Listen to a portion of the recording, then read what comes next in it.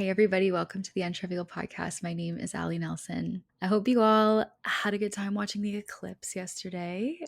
We were supposed to see it in Toronto, and I feel like we saw a glimpse like through a million billion clouds. So it was cool, but yeah, I'm not gonna lie, I thought it would be a bit more visible, unfortunately. I have to be honest, I feel so pregnant right now, and like there's so many things about pregnancy that I tried to prepare myself for and Googled everything, read all the Reddits, watched all the YouTubes, read all the books. And I still feel like pregnancy is so unique for everyone that no matter how much you prepare, there's like certain things that just like you can't prepare for. Like one example is everyone told me that you would be more emotional, which is so true. But I thought you would at least be like triggered by something. Like I thought I'd watch a movie and like get sad by the movie or like watch a commercial and like get emotional. And I feel like for me, nothing brings it on, nothing triggers it. Like I wake up and I'm just like crying or like sad.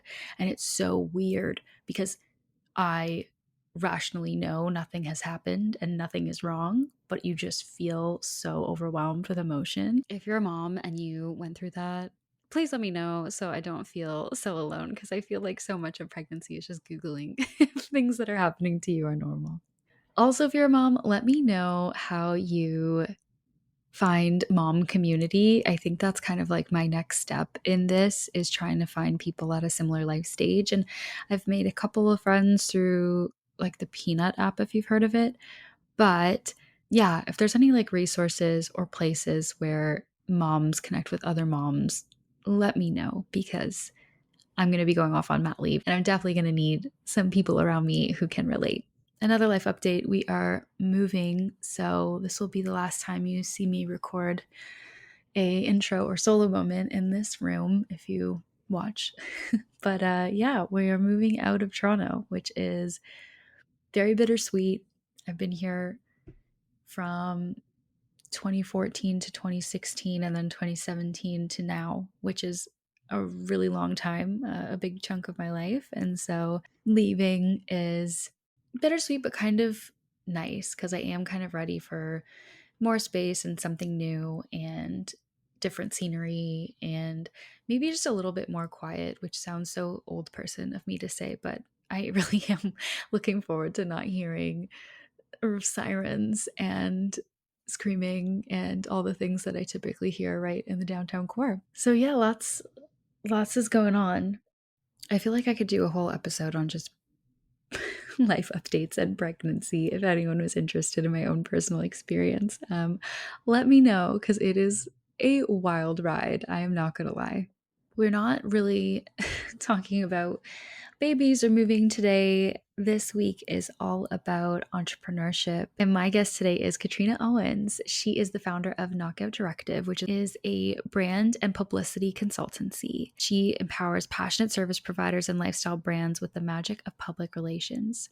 Her clients have been featured in Vogue, People magazine, on Fox News, and podcasts across all industries and all over the world. Today, we discuss her experience leaving the corporate world to take that leap and build her own business, traits you need to succeed when working for yourself, the best and worst parts of being your own boss, getting over the fear of jumping into your own business, and so much more. You can connect with Katrina via the links in the show notes and also at knockoutdirective.com. Now, let's get into the episode.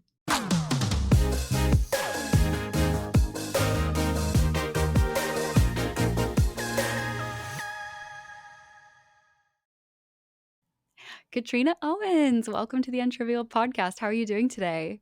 I am great. It's a beautiful Friday afternoon, and I couldn't be more excited to chat with you. So, yeah, thanks for having me, Allie.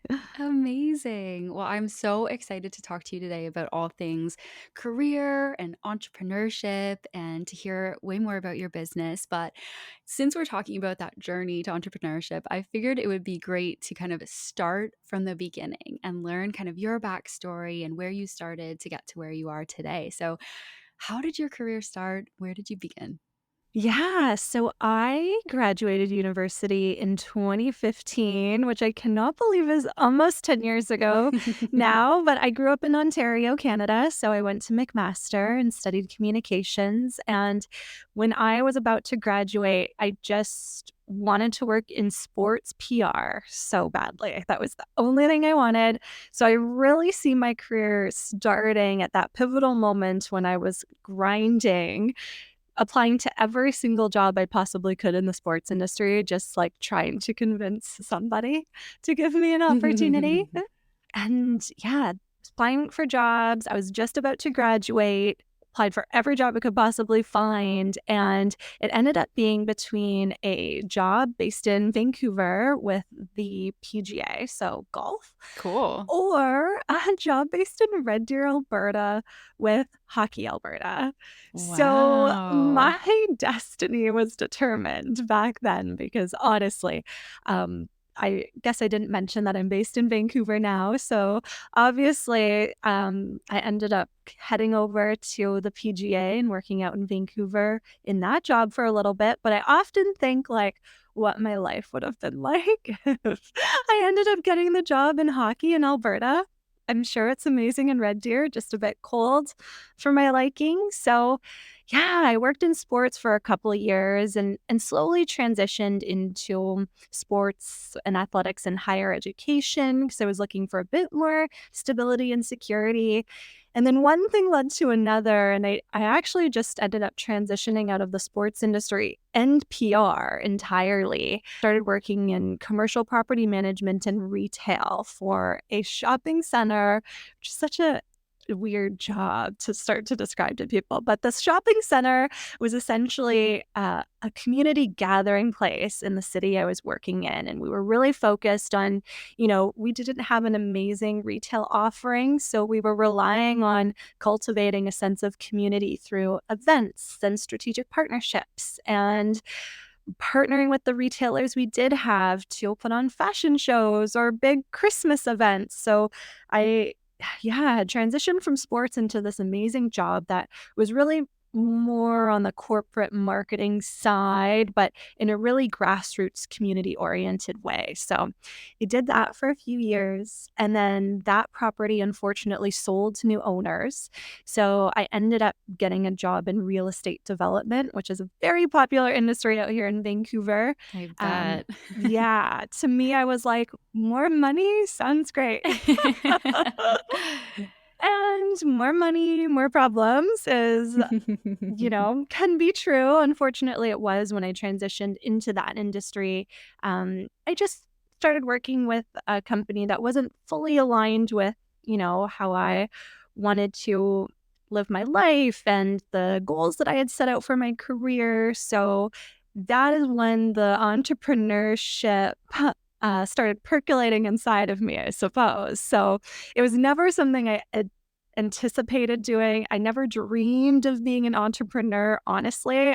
I thought it would be cool to, have a job that let me do whatever I want when I Right. wanted.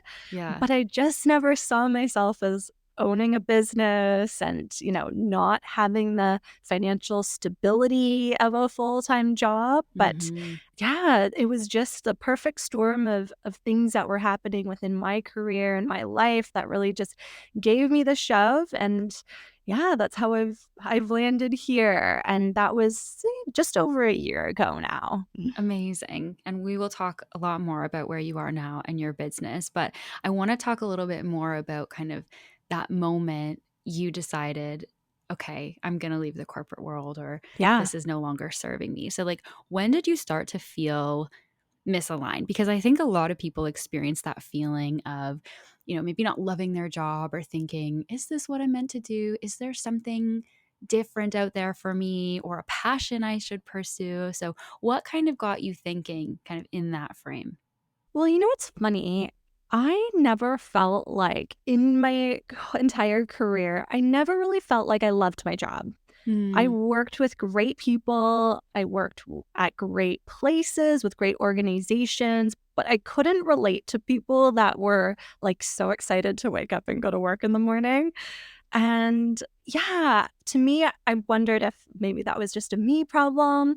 I had an ex-boyfriend tell me once that he thought I just didn't like to work, which was like a terrible thing to say to somebody, but that really stuck with me 6 years later. Oh, I don't think that's true at all. I think so many people feel that way. So many Yes. people aren't in a job Yes. they love. And, a lot of jobs, there's not a lot to love about them. Like, that makes total sense. Exactly. And I was trying so many different things, and I felt like I had a good head on my shoulders. I would like go to therapy, I would talk about my problems. I was trying to do the soul searching, but Mhm. something just didn't feel quite, it just wasn't what I had pictured for my life, I guess. When I look back at that eager grad back in 2015 that felt like she had the world laid out before her, I think I started to feel like, this just isn't quite what I expected my life to look Yeah. like when I was like a dreamy 21-year-old. So I wasn't planning on being an entrepreneur, but I knew that I wanted more for my life. And yeah, I think when I was in the job that was feeling not so aligned with me, there were definitely some, red flags on the organization side of things. But I think for me too, there was like this tug of war of like, I want to work in the corporate world, but I'm tired of always like feeling like I'm asking to like have the next job title or begging for a salary raise, and one that usually ends up being quite small at the end. So, yeah, that was when I really started to feel like something wasn't quite right, but I wasn't convinced that entrepreneurship was the answer. I just thought I hadn't really found the right company or the right fit yet. Right. So, I guess 2 questions then. What was, like, the breaking point for you to kind of jump into entrepreneurship? But then also, why didn't you just choose a different organization? Like, what made you say, "Okay, I'm going at this on my own"? Yeah, that is a great question. So it kind of went hand in hand. So there was the perfect storm of, like, incidents that had happened. So, my partner is an entrepreneur. He owns a landscaping company and has done quite well for himself over the past couple of years. So, there was this moment when we were coming home from a long road trip. We had, like, 3 hours in the car together, and I was voicing some frustrations I was having with work, and he just kinda said, like, "Hey, look, what if you did your own thing? What could that look like?" And it was really like a 4-hour pep talk. And that was the first time entrepreneurship ever really crossed my mind. And it got me really excited, and actually also made me really sad because I felt like my initial reaction was like, well, that's not for me. Like, I couldn't do Mm. that. And I actually like had a, which is normal for me, but had a small breakdown during that car ride where it was just like, wow, why am I so hard on myself? Like, how can I see entrepreneurship for all these other people, but for me, it's an immediate no? Right. So there was that conversation, and in that same time span, I ended up getting a really shiny job offer somewhere else, and it was for more money than I had ever imagined I'd be offered, but I didn't want to leave the job that I was at. So I had taken it to my employers, and I just kind of said like, "Hey, look, I have this job offer, but I'd love to stay. Like, can we work out a way where maybe there's a salary increase, or can we come up with a plan?" So I tried to negotiate the best that I could, and unfortunately, about a month and a half after that initial conversation, there were a bunch of signs that showed me that that was not going to happen for me, that my voice wasn't being heard the way I wanted it to be. One day, there was a meeting, things were said, and I was like, I just don't think this is for me anymore.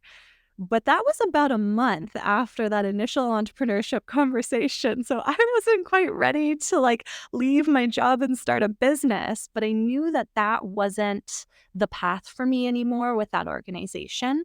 So I ended up leaving, and in the interim, I managed to start working with uh, a a client, an industry partner, a friend, whatever you want to call them. A connection in the industry offered me an opportunity to work part time. So I did that. I worked 4 days a week at an agency and then started to grow my business on the side. And at that point, I still wasn't convinced on entrepreneurship. I was using this opportunity to see like which one I preferred, because there was an opportunity for me to grow with this company and this new company, and it was a great opportunity.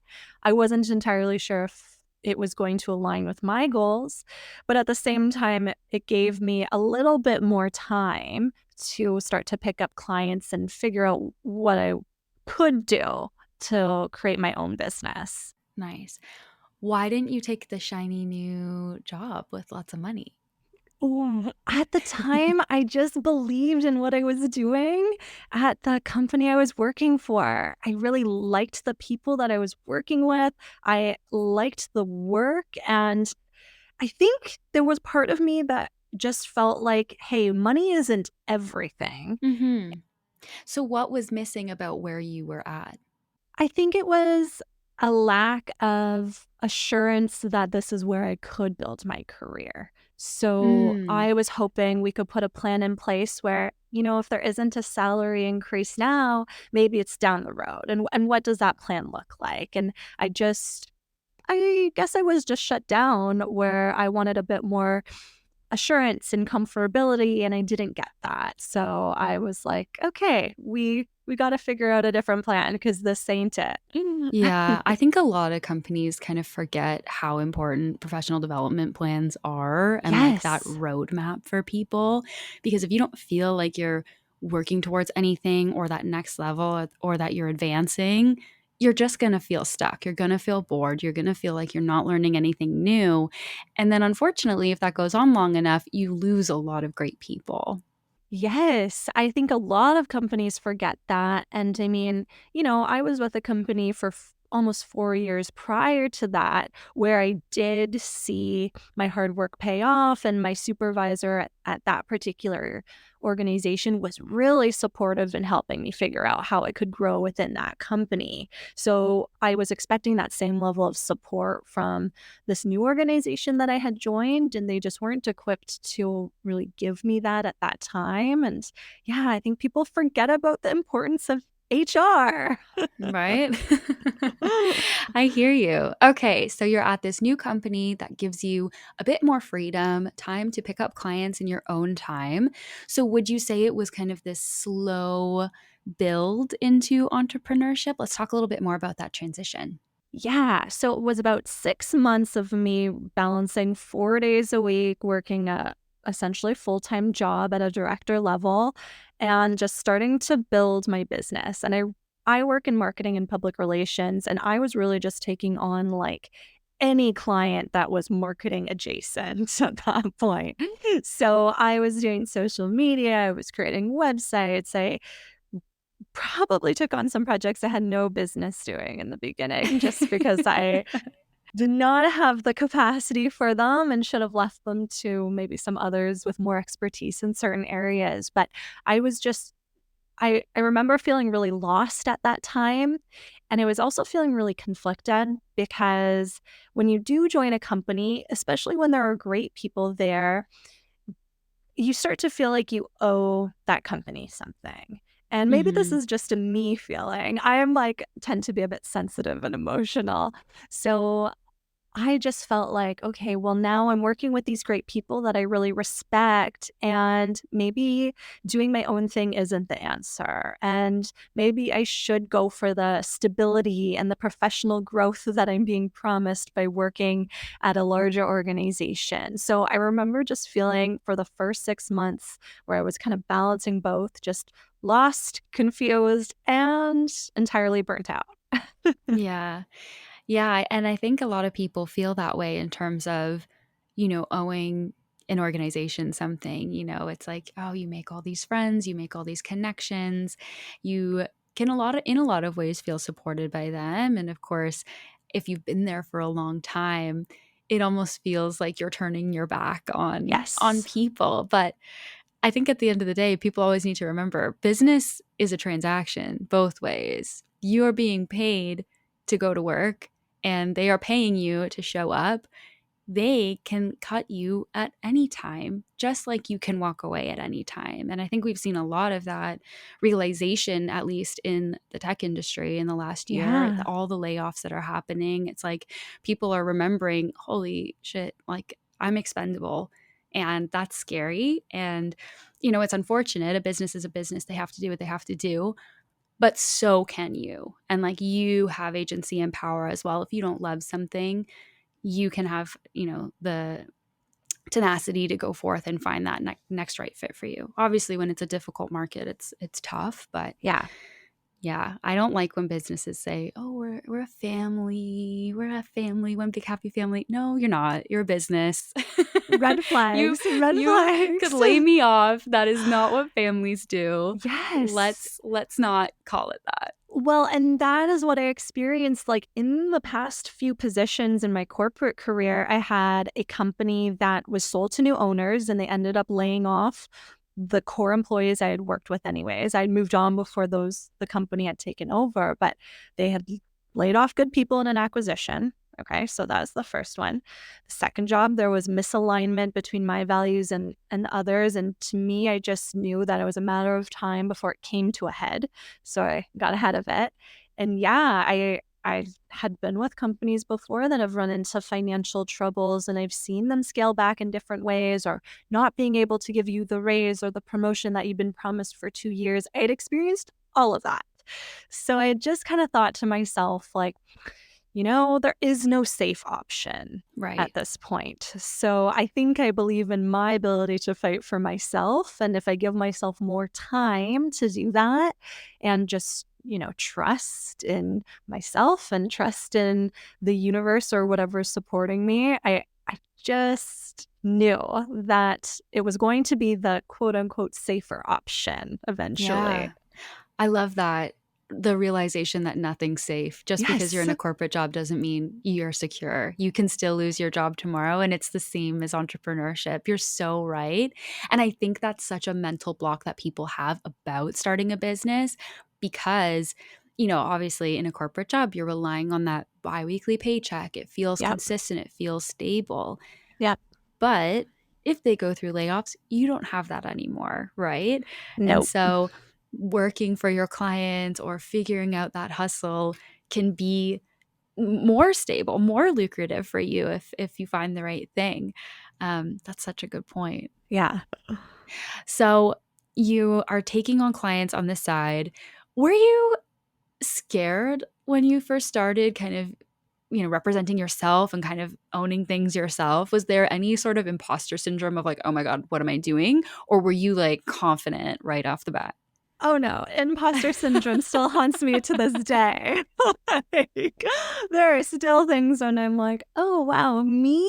Like, you want me to do this?" But I think, you kinda shake that off over time. For Mhm. me, the hardest part actually was I had decided that I was gonna start picking up PR clients again, and I hadn't worked in PR. I actually can't even believe I'm gonna say this out loud, but I hadn't worked in PR for almost like 7 or 8 years. I had transitioned out of there to start working in like corporate marketing. And Right. yeah, I had some press connections, but you know, what I realized on the PR side of things once I dove back in, a lot of the clients that I represent now, I'm pitching to podcasts, I'm pitching to online publications, and there are so many freelancers and independent media outlets, let's call them.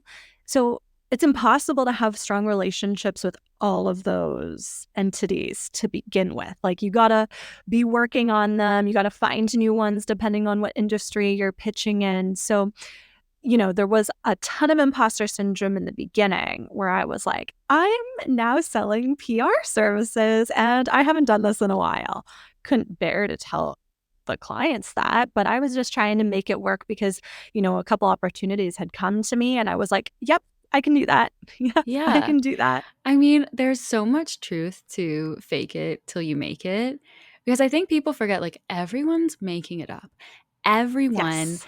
is nervous about certain things or has imposter syndromes about certain things. And it's like you can't be 100% confident about all your skills all the time. And like the belief that you will know what you're doing in every aspect of your role or your world myth. Like, you won't. Yes. And you Yes. just kind of have to be like, okay, I'm going to be bad at this, but I'll figure it out. We've got YouTube, we've got the internet. You Yes. can do anything. You could literally do anything in this day and age. Totally. So let's talk about your business now. So tell us Yeah. about Knockout. Yeah, so it has certainly evolved. I've been doing it, just looking at the date. So it's about 14 months old, so still a baby. But yeah, she's definitely taken shape over the past little bit over a year. So in the beginning, like I mentioned, I was just kind of taking on everything. So, yeah, any marketing service under the sun, I was going to figure out how to do that. And now we're streamlining. So, someone actually had told me or suggested to me, like, your business should focus on your gifts and don't waste time doing the things that aren't bringing you that joy. Mm. So, for me, I found my gifts are in relationship building and PR and helping someone determine their unique position in their market or their industry and helping them pull out their stories, figure out how to tell them and where to tell them. So as I was doing all these different marketing services, I was like, no, you know what people need? People need PR, and people underestimate, if they're a small business, they think that it's not for them. The amount of workshops and webinars I've been doing on PR for small business has actually been so empowering because I realize that it's something that people aren't talking about. Mm-hmm. I did a workshop a couple months ago for a small group of small business owners. And before I started, there was an older gentleman, probably in his like late 60s, early 70s. And he asked me what my presentation was going to be about. And I said, it's about PR. And he actually looked at me and said, this is an event for micro businesses, right? And I was like, yes, that's why I'm Yes. doing this. Well, it's like people forget too, like with social media now and influencers and creators and everyone having a phone and a camera and a video camera in their hand, if someone has a bad experience, even with your small shop, it's going to go out on the internet, probably, if it's bad enough. Or Yes. if someone loves it similarly, you might get, so much interest. And then, it's important for you to be able to keep up. Like, I think you're so right. PR is important at every level because everyone can be a customer and can share their thoughts on your business online. Yes, and there's just so many opportunities out there. Like, people are growing these social media followings and getting these followers, and I'm like, clearly you have a story to tell, so let's find different avenues to share it. I mean, most of my clients I've pitched to podcasts, so it's like I, the amount of podcasts with audiences, with engaged audiences. I mean, I will have a client that has both been in Vogue and been on a podcast, and the amount of engagement that that business receives from the podcast is significantly higher than their exposure in Vogue magazine. Wow. So it just goes to show, like, we sometimes discount the stories that we have to share and how impactful they can be. And we forget that there's opportunities for all of us. And yeah, my business has really taken this interesting turn where, at first I thought I would be focused on corporate marketing and PR consulting and doing the more traditional stuff. But now it's turned into, yeah, I'll still do some of the corporate consulting, but I'm starting to create programs where I can teach these PR principles and tactics to small business owners so they can use them themselves. So they don't have to spend money on a consultant because the information's out there. Sometimes you just need somebody to tell you how to do it or, give you a template or give you a custom media list where it's like, these are all contacts that are accessible to you. So yeah, we've taken a turn, but it's a really Cool. interesting one. And I'm excited to see, every year, who knows where it will go or how we get more specific in what our service offering is. Yeah, absolutely. And I think going back to what you said in terms of at the beginning, you were able to kind of start slow or start a little bit while you still had a bit of a safety net. Mhm. You didn't have to overhaul your life overnight to become a business owner. You can kind of scale slowly and figure things out. And for people who are listening, you can take your weekends or you can take your evenings and Yeah. maybe start exploring. You don't have to jump ship with no plan or nothing figured out yet, which is great to hear. And then also when you said you kind of just started taking on kind of anything or everything. And that's the part of growing and figuring out your passion or figuring out how you're going to manage a business that you kind of have to do. You kind of Yeah. have to kind of wander through and say yes and accept before you can kind of niche down or find that lane of yours that you're really really good at. I love to hear that. Yeah, exactly. So, do you have any advice for people who want to identify what maybe they should be doing if they're not super happy in their corporate job or whatever job they're in? Like how do you figure out what you want to do, or how did you figure out what you wanted to do? I think, for me, when I was getting started, I'm like, what is the money maker? Like, what are the actual skills that I have that I can sell? Because I find that now there's a lot of coaching programs and consulting, and there's a lot of things, programs on the internet that you can invest in, and people pay a lot of money for that. And people look at those programs like, oh, I want to do that. I want to coach or consult. But in the beginning, you have to have something that you can actually sell that people want to purchase because it gives them a result.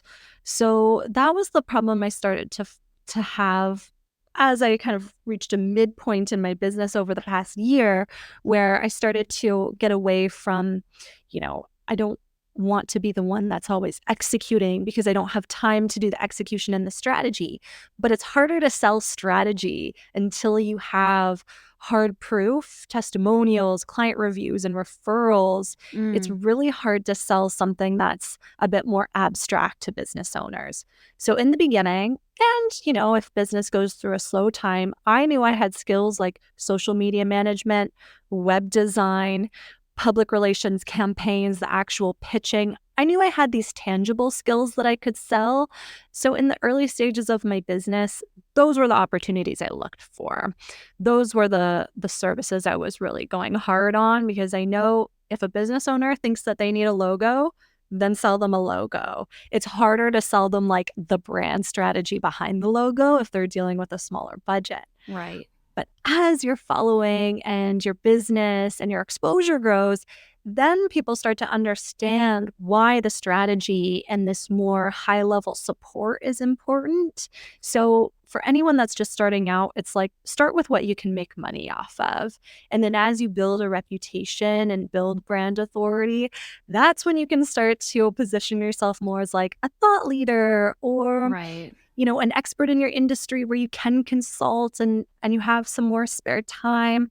That's awesome. I feel like that might be the dream for most of us. But in the beginning, you got to focus on the hard skills. Right. Absolutely. I've heard this saying that entrepreneurs, you know, what is it? There's a saying that you didn't quit your 9 to 5 to open a 24/7, kind Yeah. of meaning that entrepreneurs in the beginning, they're working way harder or Yep. way longer than they were in this corporate job. Was that the experience for you? Was it a grind at the beginning? Oh, yeah. Like, I was working in the early stages when I was working 4 days a week at the agency. I would then come home and work every single evening, every single weekend, every single holiday. I spent every single day just working on the client stuff that I had, because I'm like, okay, I gotta finish it up. I gotta start a new project. I'm gonna take advantage of this time that I had. So yeah, for those first 6 months where I was just trying to figure everything out, pick up clients, have work that I could show, it was a grind. And it still is. I think now I've structured things a bit differently for me, because I like to think I didn't quit my 9 to 5 to run a 24/7 business. I really believe in balance, and I believe that I became an entrepreneur to have a more flexible life. Right. So while I still certainly put in a lot of hours in a week, it feels like the right amount to me. Yeah. I think the balance and the flexibility, it's coming. Like it will come, Yes. but the Yes. beginning, maybe the expectation is that you're not going to have that balance yet and it's going to For take a little bit of sure. time. Yeah, that's so true. Yeah. What's been the hardest part? You know what? I'm going through the hardest part right now, I think, which is understanding the ebbs and flows of business. So left that kind of part-time support job that I had in May to focus on my business full time. And I almost tripled my salary within like two Amazing. months. It was amazing. Wow. I was working a ton. So full disclaimer, it was midsummer and I was working like every weekend, working long hours through the day. I didn't have much of a summer upon reflection. But yeah, I was kind of addicted to the dollar signs, which happens, especially when it's your first time bringing in that kind of money. So I went through a period where I just kind of said yes to everything, took on every client that I could, made a bunch of money, and then I realized that some of those clients didn't align with me. Mm. So I went through a period where, I broke up with some of those clients, wasn't going to work out. Some clients scaled back because they were having their own issues, which happens all the time. People run into their own financial or legal situations or family situations where they just can't focus on investing into marketing or PR or whatever service it is. So I had clients scale back. And then I took a long vacation. And although I was gone for just 2 weeks from my business, I have a business mentor that kindly reminded me that, even in the 2 weeks leading up to my 2 weeks off, I likely wasn't, looking for new business at that time. I was just focused on whatever I could do to make sure my business survived while I was gone. So I went from like the highest of highs to kind of like a bit of a downhill. So you shed some clients, then the dollar signs that you're seeing every month aren't quite as high. You experience the loss of clients. You experience putting together proposals that don't necessarily get accepted. And then you experience the holiday season where people aren't really interested in talking about their business right now. It's like we'll see you in January. Yes, exactly. It's like circle back in January. Uh-huh.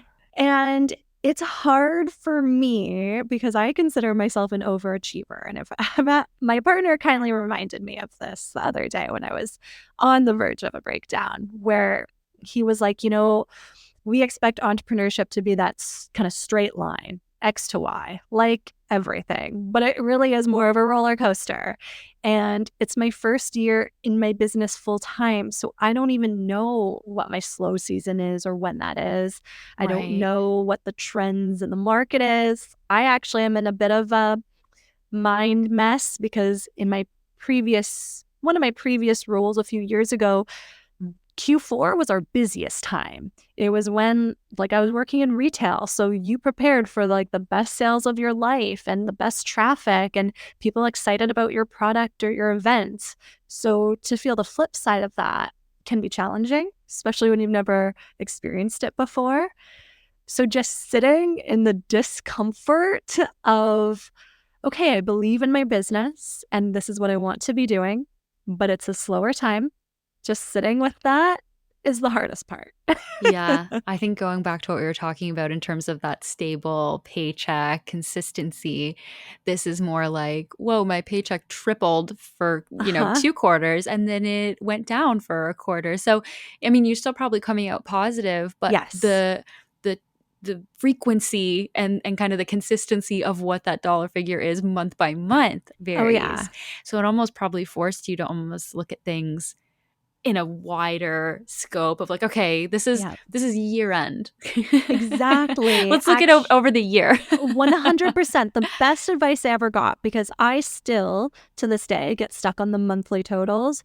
I had someone say to me, hey, don't focus on the monthly, focus on the quarter, Mm, because that feels better. And I'm like, yes, can get on board with that. But it's hard because you do your monthly invoicing.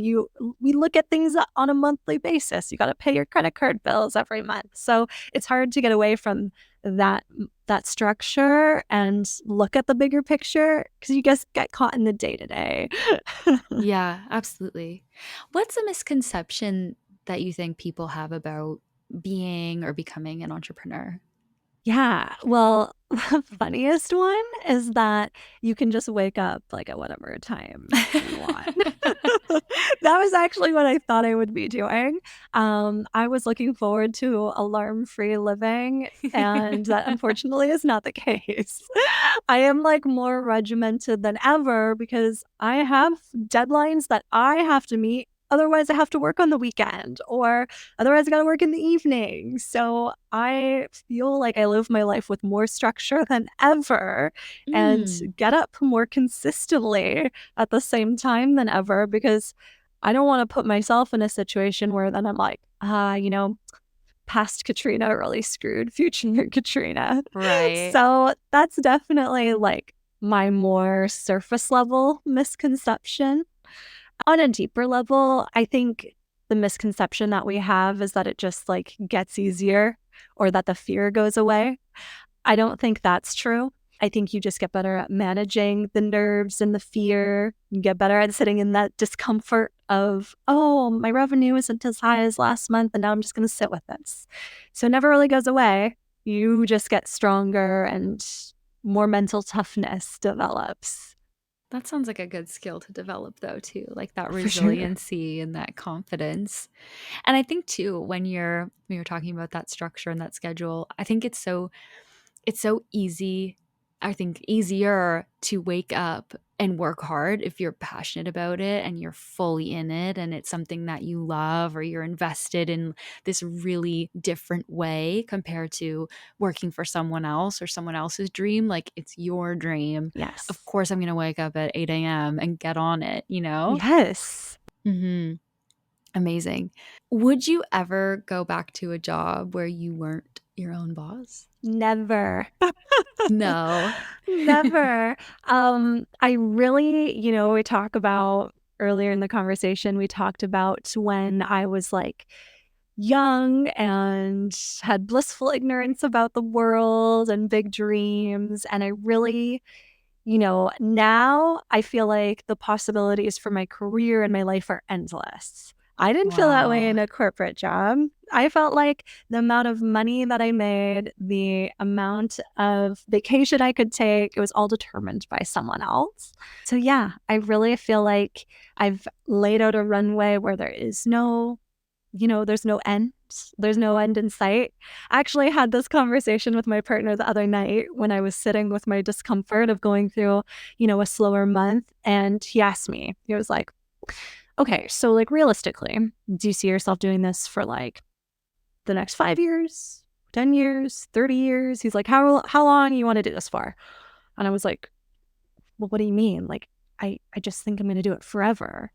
And he's like, okay, well, then what is the rush? Like, if you're going to do this forever, then like, great, you have forever to build a business that you're proud of, to figure out what your brand is and how you serve others. You have all this time to figure it out. And I just thought that was really profound, and it helped me come back down to earth a little bit, because I'm like, yeah, this is what I'm doing now. There's no job out there that someone could offer me, because I feel like I've got those offers. They have come to me, and I somehow have turned down every single one. Past Katrina, she probably would have been horrified at some of the amazing opportunities I've turned down, but I just know that nothing would feel as right for me as being a business owner. I love that. Do Yeah. you think it can be for anyone, or are there like people, or maybe not people, but skills or traits that people need to cultivate to succeed as an entrepreneur? Yeah. I like to believe that, if you want something, you can set out and get it. Yeah. But there are definitely skills that you need to have. The one I think about all the time is discipline. Like, it is so easy to just say, tomorrow I'm just going to go get a facial and like sit in my sweats and watch TV. But if you have client work on the line, or like, in PR, things are always evolving. So if I have a campaign that isn't performing like I thought it would, I'm not getting enough pitches, across the line. I'm not hearing enough responses. I got to ramp up my volume. And there's no one that's like, okay, yes, I'll pay you an extra X amount of dollars to deliver on this. Like that Right. doesn't exist. So it's a discipline in that I want to serve my clients and produce the best results that I can. So I'm really going to put in the extra hours if I need to make sure that they see the success that they want. And I mean, on the flip side, when business is a bit slow, having the discipline and the strategic insight to step out of yourself and assess your business from a place where you're not judging, but you're looking at what you're doing and assessing what you need to do to improve and to, pick up. It's really challenging, especially when you could look at what you've been doing over the past 6 months and say nothing has changed. Hmm. And even if it is the season that's slowed you down, in every business, there's always an opportunity to refine or get better or switch gears. So being able to, yeah, not judge yourself for whatever position you're at, but incite action and feel that sense of motivation to figure out what it is that's going to make the next sale come through or pick up web traffic. Like, yeah, that takes a lot of tenacity and motivation to do that kind of discovery on your own business, which is totally unpaid. Right. Yeah. I love that you said that, though, that you can always be getting better. And also that you have time. You don't have to figure it all out before you start or the second you start. And it can just be this ever evolving process.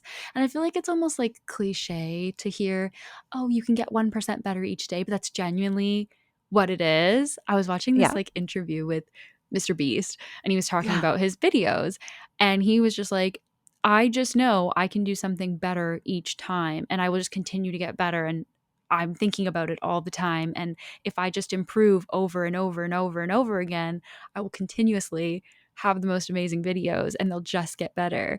And so Yeah. I kind of love that because it's like don't worry about being bad or not having it perfect before you begin. It'll be fine. And the only way to know where you need to improve or like, oh shit, that wasn't perfect is by doing it once and not having it figured out, right? Exactly. And it's so funny because right now I'm going through a bit of a rebrand and I had a dinner with a couple of girlfriends the other night and I was really excited to show them these new photos I had done for this new website, new aesthetic. I have the vision. I'm so excited. And they kind of had a giggle because this is the third time I've done my website Mhm. since I've launched my business. So in 14 months, third website feels like a lot. And they were like, we love that you're constantly reinventing yourself.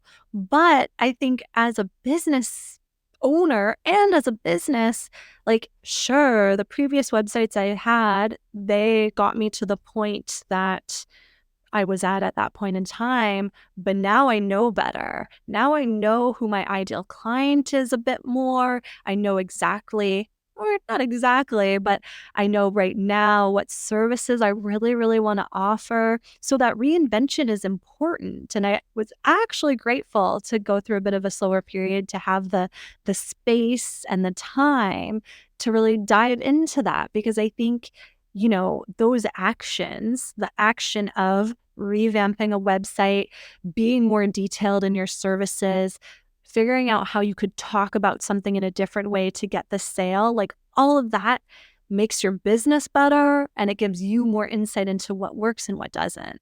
Yeah. Because if you're looking at it from just what are the pros and cons of revamping this, maybe the con is like, oh, it's different than the one before. Maybe that brand recognition might pivot a little bit. But in terms of the pros, it's like I've better attracted my ideal client. I've better described what I do. I've better provided kind of my information or my contact or whatever. Like the Yeah, pros kind of outweigh the cons with some of those totally. things.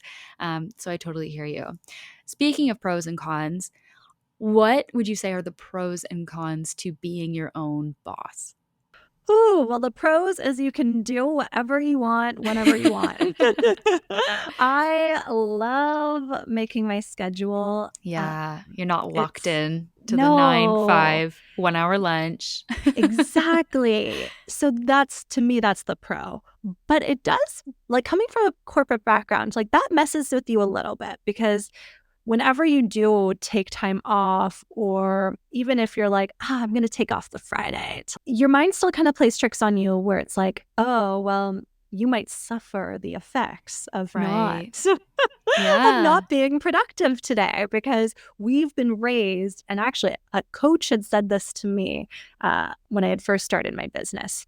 Literally, from when we are kindergartners, we are put on this really, really specific schedule of, like, you're in school from 8 a.m. to 2 p.m. or whatever it is these days, and you have a lunch, and then in between you're working, and that is the exact structure of our lives from childhood to adulthood. So of course it's going to be hard to break out of that, and you'll have weird feelings of like, should I really be doing this today? But that part definitely gets easier.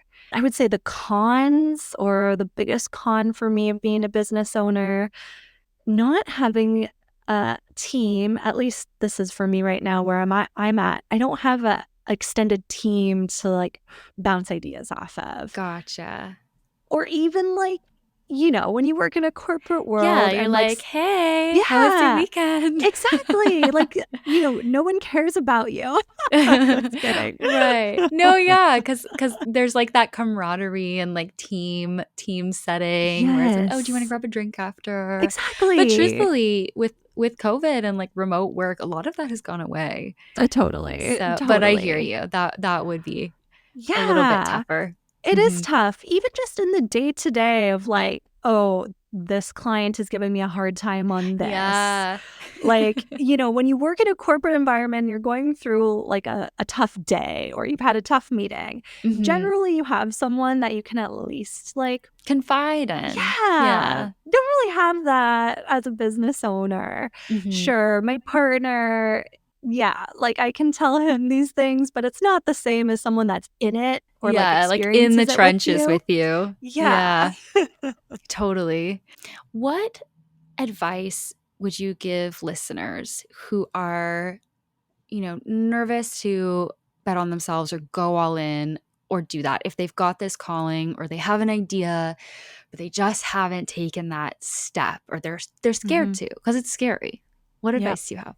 So there's this really amazing book called Big Magic. And in the book, it says if you have an idea inside of you, that idea is meant to be there, and, you know, you have to act on it. Otherwise, the idea might float away to someone else and they might act on it. But really, these ideas live inside of us because they're things that we're meant to strive for. Mm. So I say, like, to any person that I meet that has ever said, like, oh, I wish I could do what you do, or I wish I could be a business owner. Well, if that want is inside of you, it's because you're supposed to take action.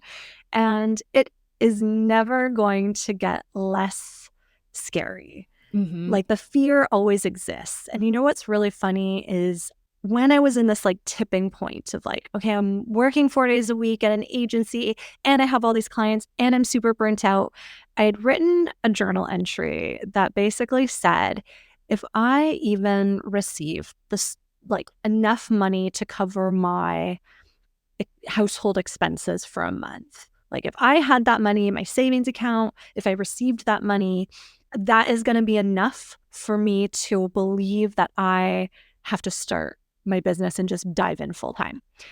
And so I'd written that. And then a couple of weeks went by. I forgot that I wrote that. And then I received a gift from a grandparent that was more than my monthly expenses. And I was like, well, there's the sign.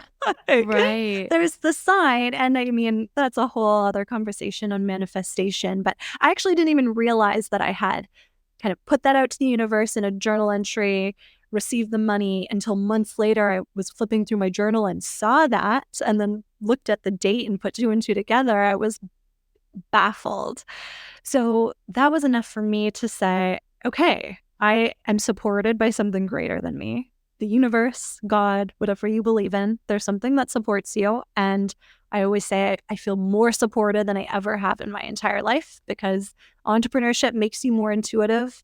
It makes you go inwards a lot more. Mm. And so when things happen, and if you do turn towards someone else for assistance or for advice, that person's there to support you during that time. But this web, this support network that you've created, it's around you for a reason. And while the fear doesn't go away, you learn to take comfort in this web or network that you have around you, and just know that what's supporting me through this time, it will not let me fail. As long as I'm always putting out good work and good energy, and I have flipped my mindset to only believe in myself, like to the point of delusion.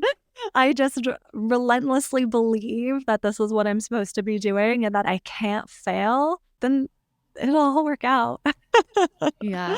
I'm like such a believer in like being Delulu and just Yes. being like lucky girl syndrome. Totally. And you need I that. love You it. need that. Yeah. It's true. I think like the thing that I've realized too is just the people who are succeeding are just people who put themselves out there and are Yes. trying and learning along the way and not stopping. And that's literally all you need.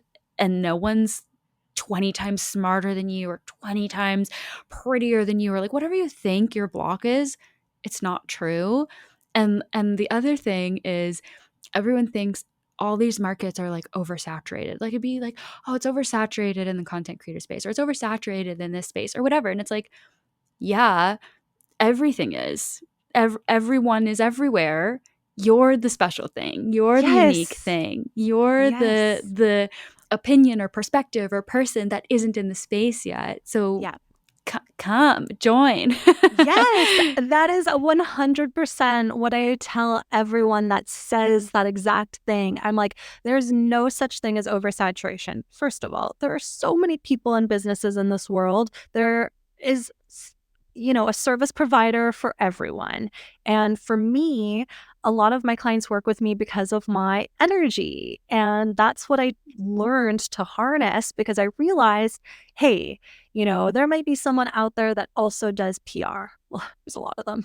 There's a lot of people Right. out there who do PR, but they don't connect to my clients the way that I do. And just like I probably don't connect to their clients the way that they do. So it's recognizing that, like, there's literally room for everybody. I wholeheartedly believe that. And I will support any business owner that decides they'll step out, even if they're a direct competitor of mine, because I'm like, your service, even if it's the same, it's not. It's an Yeah. entirely different experience for your client. Exactly.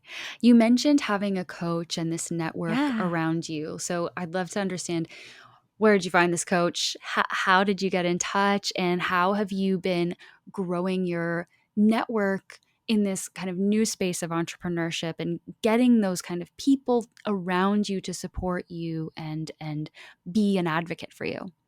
Such a good question. Because when if you even were to ask me a year ago, do you think you're ever going to work with a life coach or, invest in a service like that? The answer would have been no. I Yeah. never, It no. sounds so like niche, but I've It recently does. heard of so many people having a coach. And now I'm like, is there like a secret society that I'm not in on and it's like game changing? Yeah. So Yes, it I'll give is. you a little bit of insight, because I've now done it in a couple ways. So in my first kind of foray, I just knew, for me, my biggest block was mindset. I knew that I am hardest on myself more than my parents, more than my partner, more than anyone out there. I am my worst critic. I am super judgmental. And I just knew I needed to overcome my own mental blocks to be successful. And I knew that's why I needed to work with a coach. I needed a third party to support me and then also call me out on some of the shit. So early on in my entrepreneurship journey, this was when I had decided I was going to do my business full time. A coach was basically the first thing that I looked for, because I knew that I needed more support than just like, well, we just kind of talked about it. As an entrepreneur, sometimes you have nothing. I needed Right. someone there. So my first experience was working with a coach in a 5-month program. It was just one-on-one. It was more focused on the personal development space as opposed to business coaching, but the two are so intertwined. So we would really talk about everything in our biweekly calls. And then in between those, I could message her or voice note her at any time if there were things I needed some support on. So that wrapped up in the fall. And as I was going to different networking events and seeing what else was out there, I came across a business mentorship program that was a bit more robust. And it's for women, and it's designed for women because there's an inherent belief that women and men build businesses differently. And Probably. yeah, well, I see it in my partner. So I saw him building his landscaping company, and I was like, I just don't want to run a business like that. Mhm. He will work super long hours in the summer to the point of burnout. He'll get hyper focused on his business and kind of tune everything out. And for me, it was not what I wanted for myself. So I needed to connect with other entrepreneurs that were more in line with what I had envisioned for myself. So I found this more robust mentorship program that I'm now in, and it's biweekly calls, and you have assigned mentors, but then there's a larger mentor network with women in all different occupations. So you could talk to an accountant or a lawyer or a bookkeeper, and you sign a contract at the beginning that basically says you won't do business with anyone within the group. So there's no underlying, like, oh, is this person just trying to sell me something? Right. It's all just support. It's all just like advice that you need both on your business, but maybe in your relationship. So for me, it's obviously an investment in your business and in yourself. But I just knew that this journey was going to be so much harder if I tried to do it alone. And the program that I'm in now,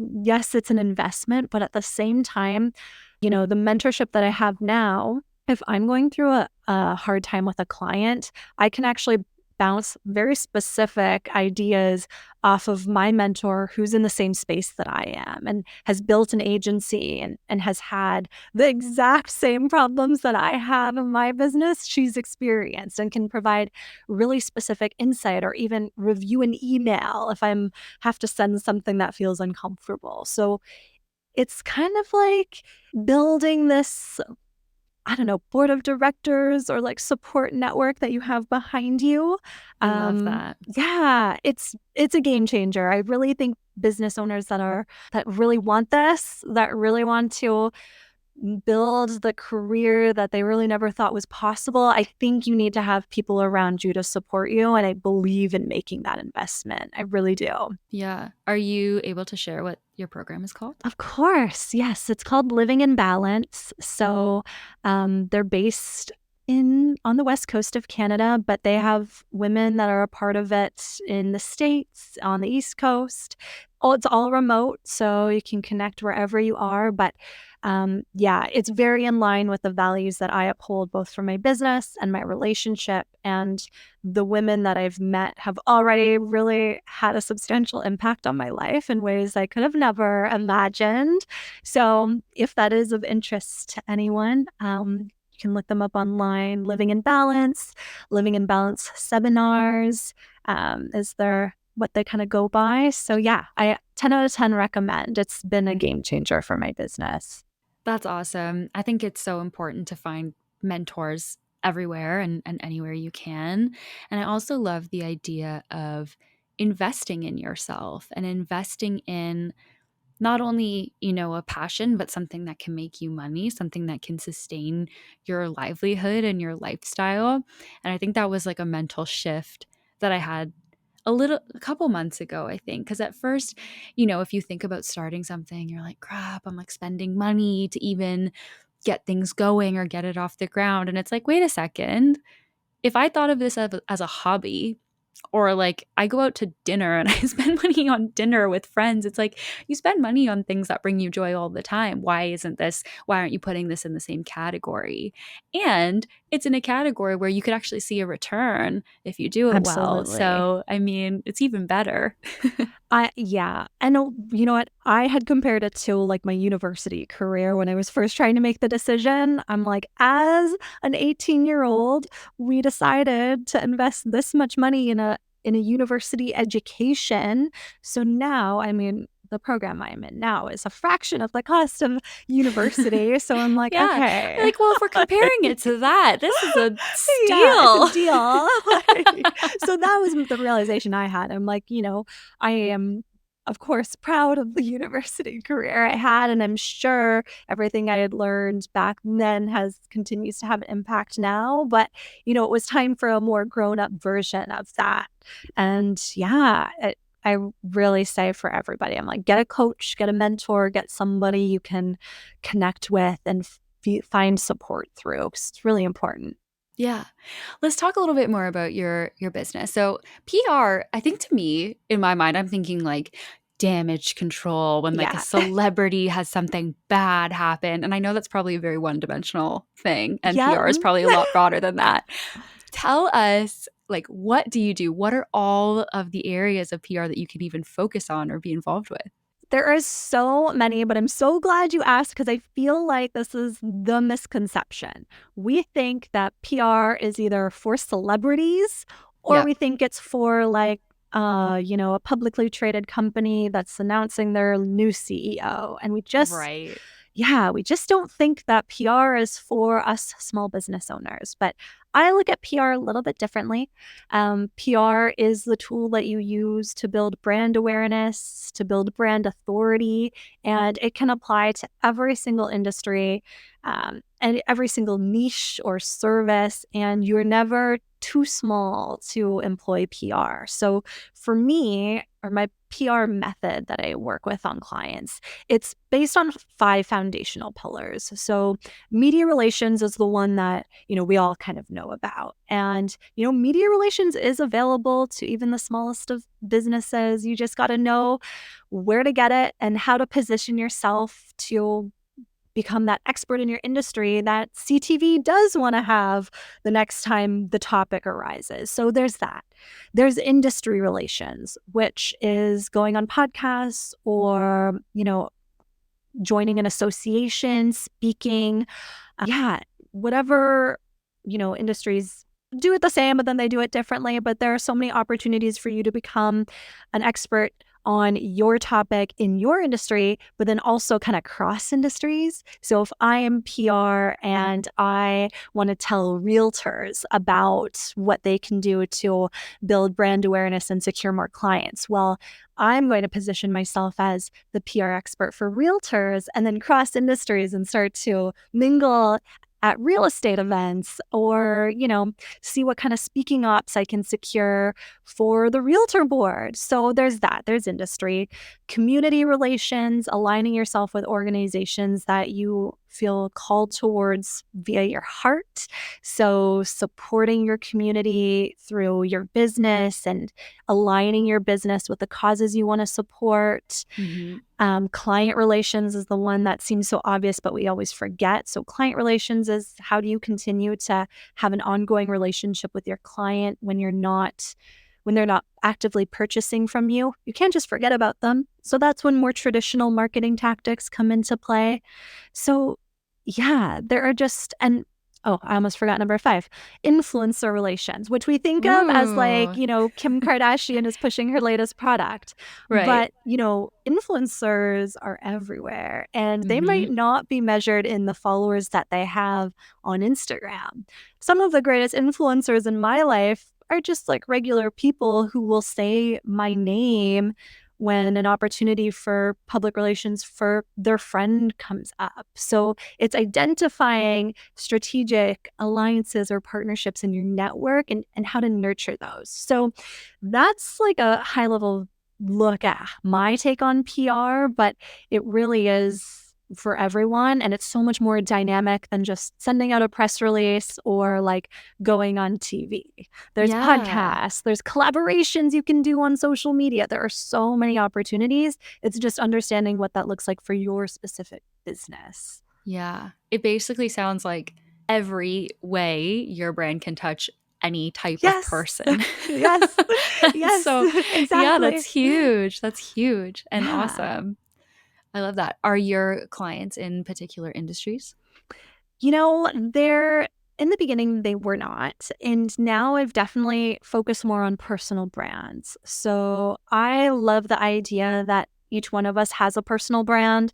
If you're a corporate employee, your personal brand is just as important. If you're an entrepreneur, it's how do you take your professional experience and what you can make money off of and balance that with how you show up in the world and enjoy your free time and support your community.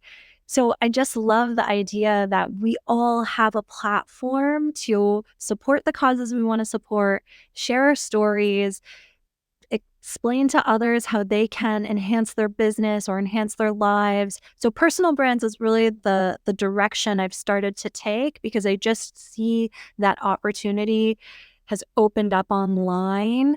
Yeah. Um, so yeah, that's really the nice pivot that we started to take from corporate consulting to being able to work with women like me, like you, that actually want to have more of a public persona and can help others by having a public platform. So that's kind of what I'm working on now. And as I work on a bit of a rebrand and a website refresh, that will start to come through a bit more as well, because I think I've found my favorite kind of client to work with. I love that. That's amazing. If people could take one thing away from our conversation today, what would you want to leave them with? Oh, just don't let the fear stop you. Like, everyone has fear. Bill Gates has fear.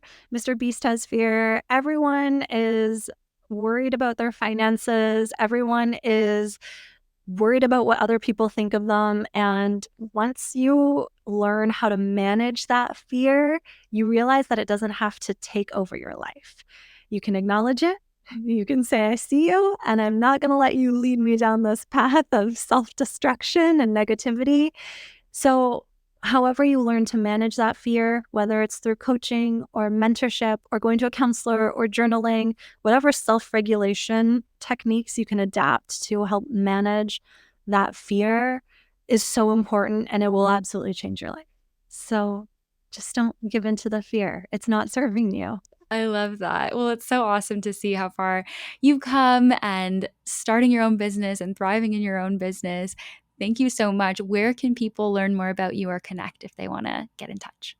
So my consultancy is called Knockout Directive. You can find me at knockoutdirective.com and Knockout Directive on Instagram and, on LinkedIn. I'm activating my presence over there too because it's important. But I'm Katrina Owens over there. And yeah, I am so excited to connect with everyone in your community because I love the Untrivial podcast, the concept. And yeah, thanks for giving me a platform to share a bit more about my journey. Oh, thank you so much. Katrina Owens, thank you.